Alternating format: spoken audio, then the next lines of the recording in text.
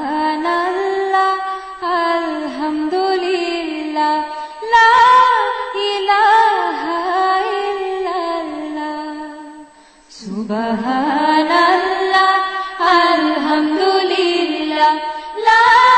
ইলাহা ইল্লাল্লাহ তুমি বাঁচাও তুমি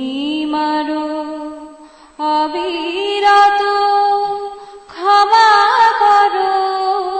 তুমি বাঁচাও তুমি মারো অবিরত ক্ষমা করো ধরার যে জন তাকে ধরো ধরার যে জন তাকে ধরো তোমার মুঠোয় সবই আল্লাহ সুবহান